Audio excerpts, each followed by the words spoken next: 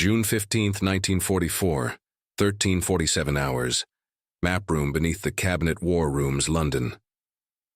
Prime Minister Winston Churchill stood before a wall-sized map of Western Europe, cigar smoke curling around the colored pins marking Allied positions across Normandy. Field Marshal Alan Brooke, Chief of the Imperial General Staff, had just finished briefing the Prime Minister on the progress 9 days after D-Day. Montgomery's British forces held the eastern flank around Caen, while Patton's Third Army remained in England, waiting for their turn to join the fight. Churchill's pudgy fingers traced the battle lines, his eyes moving between the British and American sectors. The room smelled of cigarette smoke, leather-bound documents, and the faint mustiness of concrete bunkers deep underground. Outside, London continued its wartime rhythm, but here, 60 feet below street level, the fate of two nations' military reputations hung in the balance. What Churchill was about to say would define how history remembered two of the most controversial generals in Allied service. His words would cut through military protocol, political correctness, and diplomatic necessity to reveal what he truly thought about the two men tasked with crushing Nazi Germany. The Prime Minister turned away from the map and fixed his gaze on Brooke. The Field Marshal had served with Churchill through the darkest days of 1940, through the desperate hours when Britain stood alone, and he knew when the Prime Minister was about to deliver one of his brutal character assessments. Churchill's reputation for savage honesty about military commanders was legendary within the highest circles of British command. He had destroyed careers with a single phrase, elevated others with unexpected praise, and consistently demonstrated an ability to see through military facade to the core of a man's character. Now, with the liberation of Europe hanging in the balance, Churchill was about to dissect the two generals who represented everything different between British and American approaches to warfare. Montgomery represented methodical planning, overwhelming preparation, and calculated risk. Patton embodied speed, aggression, and intuitive warfare. Both men had achieved stunning victories, both had generated massive controversy, and both commanded the loyalty of hundreds of thousands of troops who would follow them into hell itself. Churchill walked to his desk, picked up a folder marked Most Secret, and returned to the map. Inside the folder were intelligence assessments, battlefield reports, and psychological profiles of every major Allied commander in the European theater. The documents revealed not just military capability, but character flaws, personal ambitions, and the complex dynamics between British and American command philosophy. Montgomery's file contained detailed analyses of his methodical approach to warfare, his obsession with preparation, his absolute refusal to attack until every advantage was secured. The reports noted his condescending attitude toward American commanders, his public criticism of Allied strategy, and his transparent ambition to command all Allied ground forces. But they also documented his unbroken string of victories, his ability to restore morale to demoralized troops, and his genius for defensive warfare. Patton's file told a different story entirely. Intelligence officers had documented his explosive temper, his controversial statements about the Soviet Union, his slapping incidents in Sicily, and his tendency to ignore orders that interfered with his aggressive instincts.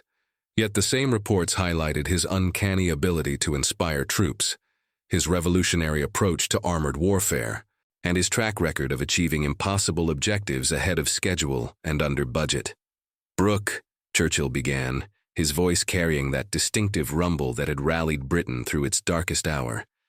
"I've been thinking about our two prima donnas."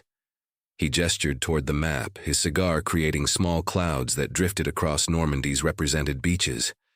"Montgomery and Patton, two more different generals, have never fought on the same side in any war in human history."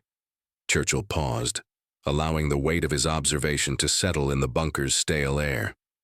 "Montgomery fights like a chess master, every move calculated 3 steps ahead, every risk assessed and minimized, every resource stockpiled until victory is mathematically certain." The Prime Minister's finger traced the British positions around Caen, where Montgomery had been fighting fierce defensive battles against elite German panzer divisions for over a week. He would rather fight the perfect battle late than an imperfect battle early, and in many circumstances that approach has served Britain magnificently. Churchill's tone carried both admiration and frustration, the complex mixture of emotions he felt toward his most successful but difficult field commander. Montgomery had saved British fortunes in North Africa, had planned and executed the most complex amphibious assault in military history, yet continued to treat American allies with barely concealed contempt. The Prime Minister moved to the American sector on the map, his expression shifting as he considered Patton's forthcoming role in the campaign. Patton, on the other hand, fights like a man possessed. He would rather fight an imperfect battle immediately than a perfect battle tomorrow. He believes speed and aggression can overcome any tactical disadvantage. Churchill's voice carried a note of grudging admiration. The man has an intuitive understanding of warfare that transcends formal military education. He feels the rhythm of battle in ways that textbooks cannot teach. The comparison crystallized everything complex about the Anglo-American alliance. Britain, exhausted by 5 years of total war, had learned to husband resources, to fight efficiently, to achieve maximum results with minimum casualties. America, with its seemingly infinite industrial capacity and manpower reserves, could afford Patton's expensive but devastatingly effective approach to warfare. Yet both methods had proved capable of destroying German forces when properly applied. The question haunting Churchill was whether Montgomery's methodical approach or Patton's aggressive instincts would prove more effective in the final push toward Berlin. If you want to discover what Churchill's private assessment revealed about the fundamental differences between British and American military culture, please leave your like on this video. This helps us share more forgotten insights like this from the deepest archives of World War II.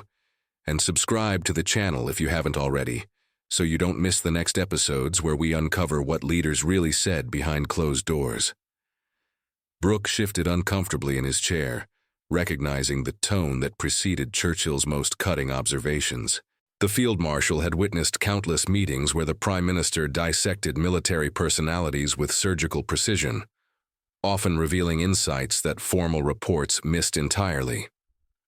Churchill possessed an almost supernatural ability to identify the psychological drivers that motivated military commanders, to predict how they would perform under extreme pressure, and to anticipate the friction points that would emerge between strong personalities fighting toward common goals. Now, as Allied forces struggled to expand their Normandy foothold against fierce German resistance, Churchill was applying that same analytical intensity to the two generals who would determine whether the liberation of Europe succeeded or failed catastrophically. The Prime Minister's assessment would influence how British leadership managed the delicate balance between supporting American ambitions and protecting British interests in the final phase of the war. The fascinating thing about Montgomery, Churchill continued, returning to his desk to consult additional documents, is that his greatest strength and his most dangerous weakness are identical. He absolutely will not move until he is certain of victory. This makes him nearly impossible to defeat, but it also makes him nearly impossible to surprise the enemy. Churchill's finger found the intelligence summary describing German defensive preparations around Cologne. The Germans know exactly what Montgomery will do, because Montgomery telegraphs his intentions through his preparations. Rommel can read Montgomery's battle plans by observing the accumulation of supplies, the positioning of reserves, the methodical bombardment patterns. The Prime Minister paused, studying photographs of bomb-damaged French countryside. But here's what makes Montgomery invaluable despite his predictability. When he finally attacks, he never loses. German commanders may know what he's planning, but they cannot prevent him from executing it successfully. This paradox defined Montgomery's entire career. His victories in North Africa had been achieved through overwhelming preparation rather than tactical surprise, yet they had proved decisive against Germany's most experienced desert commanders. Churchill moved back to the map, his attention focusing on the areas where Patton's forces would soon operate. Patton represents the complete opposite philosophy. He believes that perfect plans executed too late are worthless, while imperfect plans executed immediately can achieve miracles. The Prime Minister's voice carried both admiration and concern. Patton would rather accept 50% casualties while achieving total surprise than accept 5% casualties while giving the enemy time to prepare. This fundamental difference reflected broader cultural distinctions between British and American approaches to warfare. Britain, after 5 years of devastating losses, had learned to treat every soldier's life as irreplaceable. America, with its vast population and resources, could afford Patton's expensive but rapid approach to achieving military objectives. Yet Patton's methods had consistently achieved results that conventional warfare deemed impossible, breaking through prepared defenses, outflanking superior forces, and destroying enemy morale through sheer audacity. The real genius of Patton, Churchill observed, consulting psychological profiles prepared by intelligence services, lies not in his tactical skills, which are considerable, but in his ability to inspire ordinary soldiers to achieve extraordinary things. The documents described Patton's legendary visits to frontline positions, his talent for memorable speeches, and his uncanny ability to appear at crucial moments during fierce fighting. American soldiers will follow Patton into situations they would refuse to enter for any other commander. He has convinced them that his presence guarantees victory, regardless of odds. This psychological dimension of leadership fascinated Churchill, who understood better than most military commanders the importance of inspiring troops to fight beyond their perceived limitations. Patton had achieved something that formal military education could not teach: the ability to make soldiers believe that impossible missions were merely difficult. His Third Army would fight with confidence that transcended rational assessment of tactical situations, attacking stronger positions with the absolute conviction that their commander's presence ensured success. How many of you have wondered what it was like to witness these titans of military leadership working together despite their fundamental differences? These insights are vanishing from historical memory. Leave a comment now saying just, "Churchill saw everything." When you comment, you're not just sharing your thoughts. You're preserving these crucial conversations that shaped the liberation of Europe. Let's create a living archive here in the comments.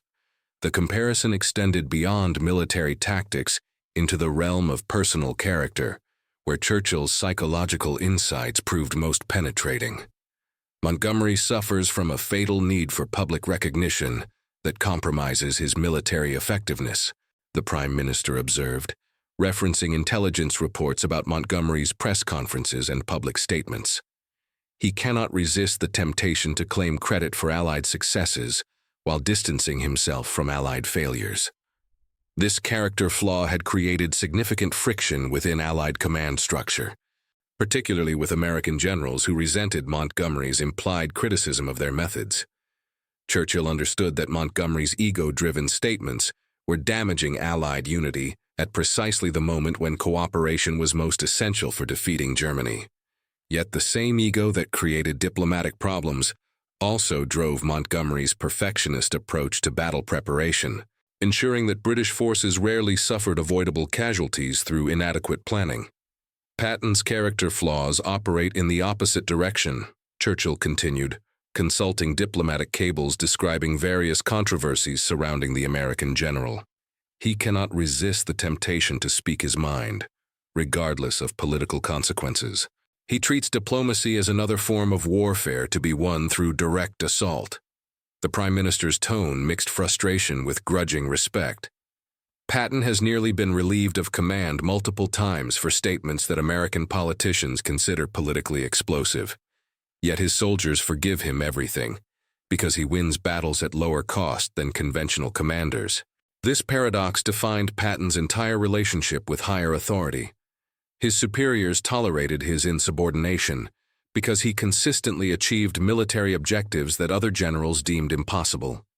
His willingness to challenge orders, criticize strategy, and speak directly to troops about their missions created constant friction with political leadership. Yet these same qualities inspired absolute loyalty among combat soldiers who trusted his judgment more than formal military hierarchy. Churchill returned to the map, tracing the evolving battle lines across Normandy as he synthesized his assessment of both commanders. The ultimate irony is that Montgomery and Patton need each other to achieve their full potential. Yet they cannot tolerate working together directly. The Prime Minister's observation revealed his understanding of the complex dynamics driving Allied strategy. Montgomery's methodical approach creates the stable foundation that allows Patton's aggressive operations to succeed. Patton's rapid advances prevent German forces from concentrating against Montgomery's carefully prepared positions. This strategic complementarity was not accidental, but represented careful planning by Allied Supreme Command, which recognized that British and American military cultures brought different strengths to the campaign against Germany. Montgomery's ability to hold defensive positions against determined German counterattacks provided the secure base that Patton needed to launch his devastating armored thrusts into enemy rear areas. The Prime Minister paused at his desk to light a fresh cigar, using the moment to consider the broader implications of his analysis. Intelligence reports spread across the desk revealed the enormous complexity of managing Allied cooperation while maintaining the aggressive momentum necessary to defeat Germany before winter. Montgomery's British forces were absorbing the heaviest German resistance around Caen, sacrificing speed for the systematic destruction of elite panzer divisions that could not be easily replaced. Meanwhile, Patton's upcoming operations would exploit the weakening of German reserves, using American mobility and firepower to achieve breakthroughs that Montgomery's methodical approach could not accomplish. The combination of British defensive tenacity and American offensive audacity was creating the conditions for Germany's inevitable collapse. Yet managing the personalities involved required constant diplomatic intervention from the highest levels of Allied command. What makes this situation simultaneously tragic and brilliant, Churchill observed, returning to the map with renewed focus, is that both Montgomery and Patton represent the peak of their respective national military traditions. Yet neither can fully appreciate the other's contributions. The Prime Minister traced the boundary between British and American sectors, noting how clearly the lines reflected different approaches to the same strategic objectives. Montgomery embodies centuries of British military experience, careful preparation, efficient use of limited resources, and absolute determination to prevent unnecessary casualties. His finger moved to detailed casualty reports that showed British forces consistently achieving objectives at lower cost than mathematical projections suggested possible. Patton embodies American confidence in overwhelming force applied with maximum aggression, rapid movement, decisive engagement, and willingness to accept heavy short-term casualties to achieve long-term strategic advantages. The casualty reports from Patton's previous campaigns revealed a different pattern: higher immediate losses that prevented much higher sustained casualties by destroying enemy ability to mount effective resistance. Churchill consulted psychological profiles that revealed the personal demons driving both commanders toward military excellence. Montgomery's obsession with perfect preparation stems from his traumatic experiences in the First World War, where inadequate planning led to catastrophic British casualties. Intelligence files documented Montgomery's service as a young officer during the horrific battles of the Somme and Passchendaele, where entire British divisions had been destroyed by German machine guns because of inadequate artillery preparation and tactical coordination. He has sworn never again to sacrifice British lives through insufficient preparation, and this commitment drives his methodical approach to every military operation.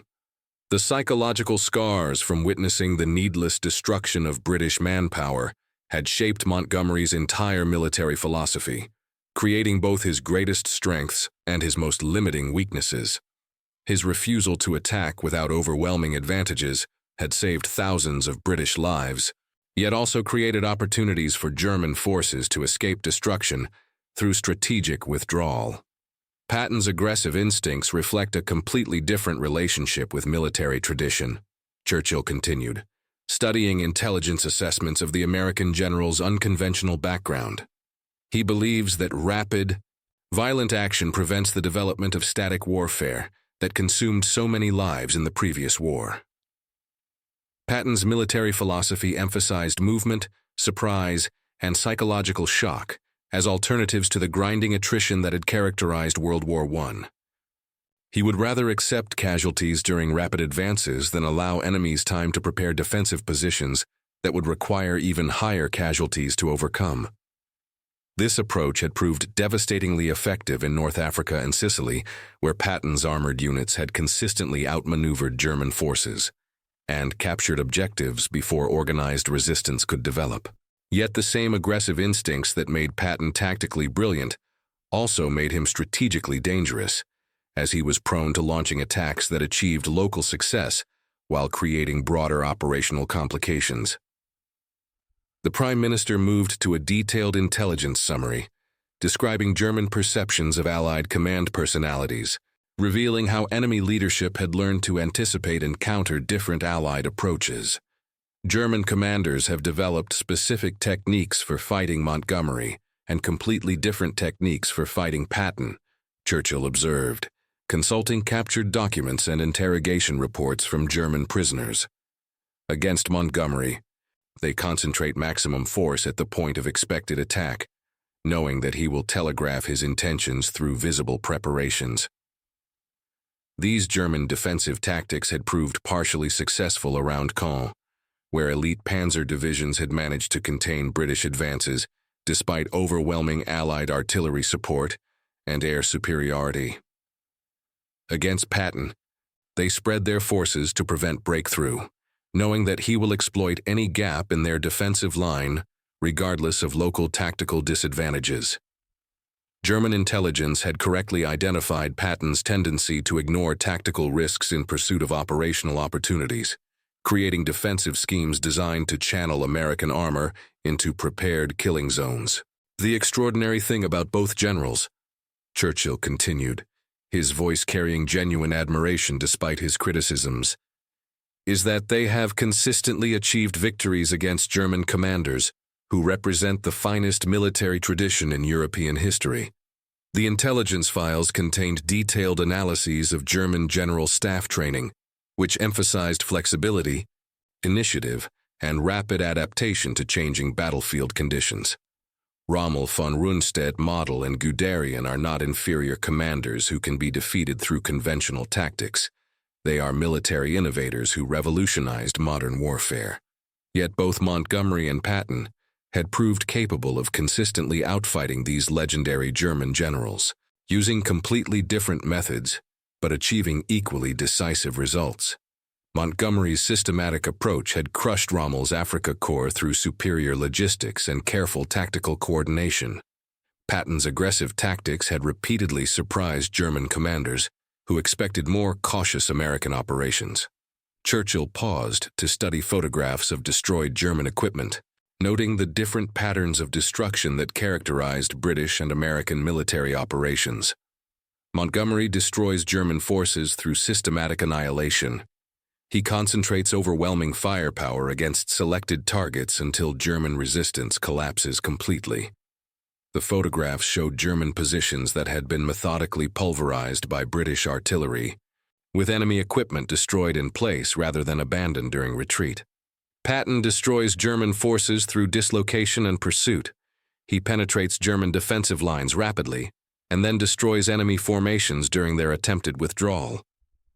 Different photographs showed German equipment abandoned along roadsides, destroyed by American fighter bombers during chaotic retreats when German units discovered that Patton's armored spearheads had severed their supply lines and escape routes. The ultimate test of both approaches will come in the next phase of operations, Churchill concluded, his tone growing serious as he contemplated the challenges ahead. Intelligence reports predicted fierce German resistance as Allied forces approached the German border, where Nazi ideology would combine with national survival instincts to inspire desperate defensive efforts. Montgomery's methodical approach will be essential for breaking through prepared defensive lines that the Germans have been fortifying for years. The Siegfried Line represented exactly the type of static defensive position that Montgomery's systematic tactics were designed to overcome, using overwhelming artillery preparation and methodical infantry advances to capture positions that direct assault could not carry. Patton's aggressive tactics will be essential for exploiting breakthroughs and preventing German forces from establishing new defensive lines in favorable terrain. Once British forces had created gaps in German defenses, Patton's armored units would need to advance rapidly enough to prevent enemy engineers from destroying bridges, establishing anti-tank positions, and organizing the coherent resistance that could slow Allied momentum. Churchill returned to his desk one final time, consulting the most classified intelligence summaries that revealed Allied strategic planning for the final phase of the European war. The genius of Allied strategy lies not in choosing between Montgomery's methodical approach and Patton's aggressive tactics, but in using both simultaneously to create tactical problems that German commanders cannot solve. The Prime Minister's finger traced projected operational plans that showed British and American forces advancing along parallel axes, forcing German resistance to disperse across multiple fronts, while preventing concentration against either Allied approach. German commanders preparing to fight Montgomery's systematic advance will be unprepared for Patton's rapid penetration. German forces configured to contain Patton's armored thrusts will be vulnerable to Montgomery's concentrated artillery bombardment. This strategic coordination represented the mature development of Allied cooperation, moving beyond the personality conflicts and national rivalries that had complicated earlier operations toward a sophisticated understanding of how different military cultures could reinforce rather than compete with each other. The conversation revealed Churchill's evolution as a wartime leader, demonstrating how his initial frustrations with Allied command dynamics had given way to appreciation for the strategic advantages of military diversity.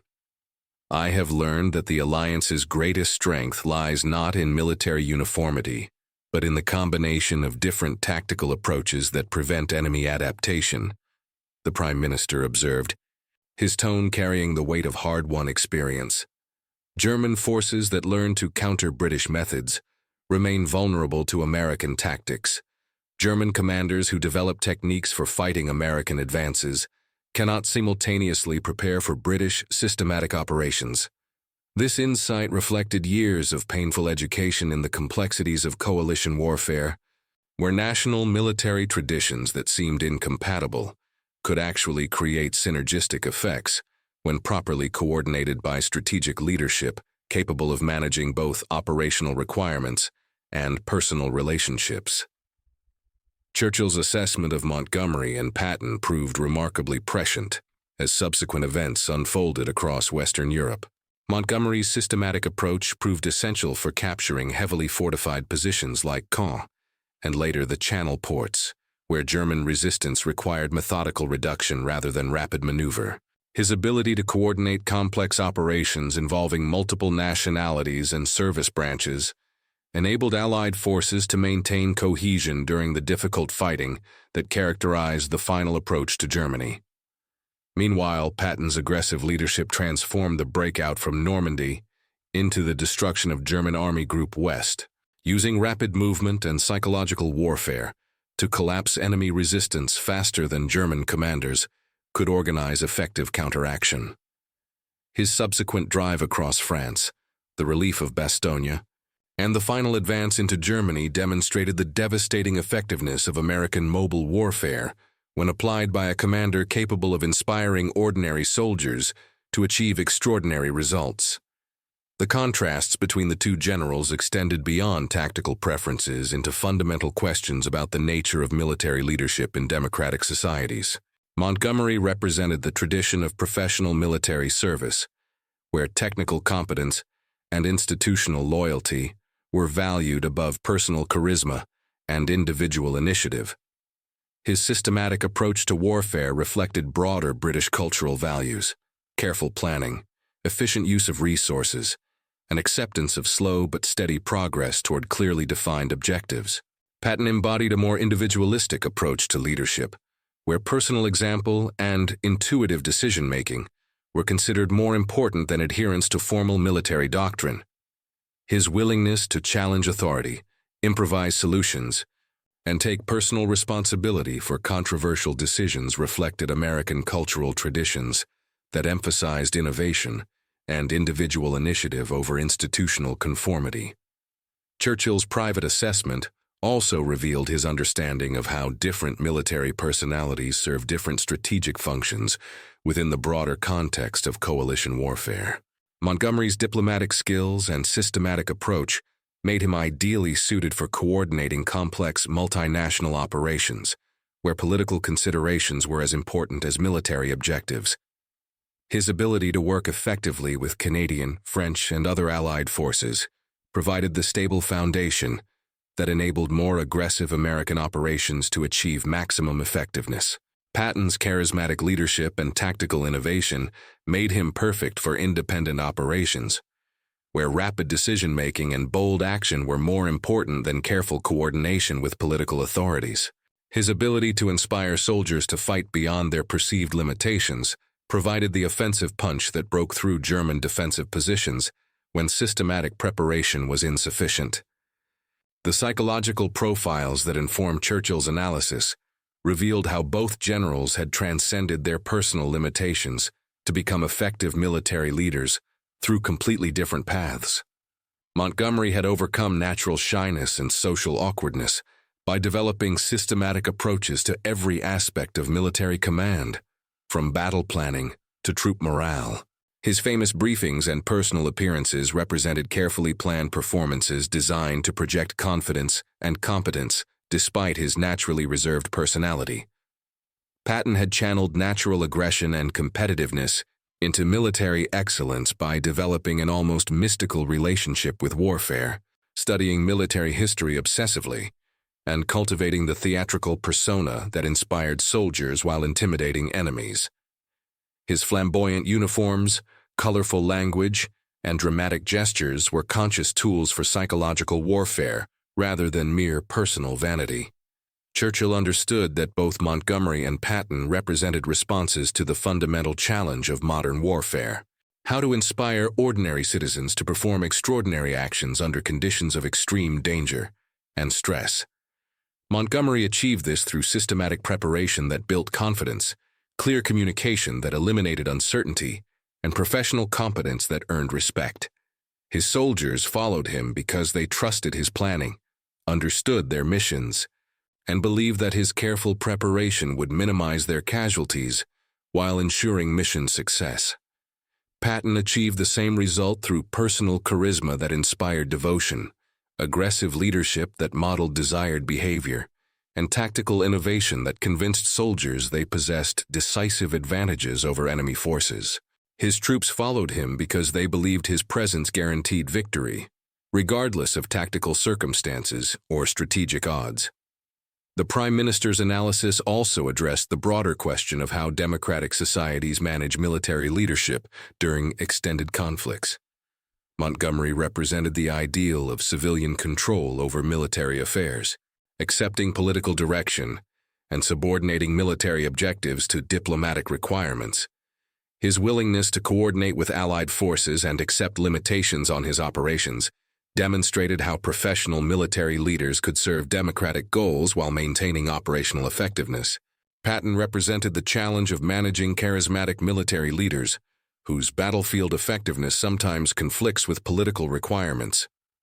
His tendency to ignore orders, criticize superiors, and prioritize military objectives over diplomatic considerations created constant tension with democratic oversight. Yet his battlefield successes made him too valuable to dismiss despite his political unreliability. Churchill concluded his assessment by addressing the historical significance of the Montgomery-Patton dynamic for understanding the development of modern military leadership. These two generals represent the evolution of military command from the aristocratic tradition of personal leadership to the democratic requirement for professional competence and political accountability, he observed, placing their careers within the broader context of military modernization. Montgomery's systematic approach and institutional loyalty reflected the emerging model of professional military service that democratic societies required from their armed forces. Patton's charismatic leadership and tactical innovation represented the continuing importance of individual genius in warfare, even within increasingly bureaucratized military organizations. The tension between these two models of military leadership would continue to influence military development long after the Second World War ended. The ultimate legacy of Montgomery and Patton extended far beyond their specific contributions to defeating Nazi Germany. Montgomery's methodical approach influenced post-war military doctrine, emphasizing careful planning, systematic preparation, inefficient use of limited resources.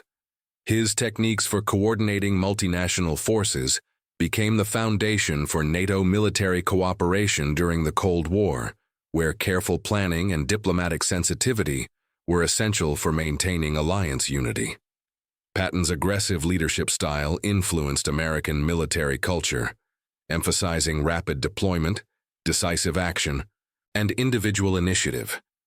His belief in the psychological dimensions of warfare became central to American military thinking about the importance of morale, leadership, and aggressive tactics for achieving rapid victory with minimal casualties.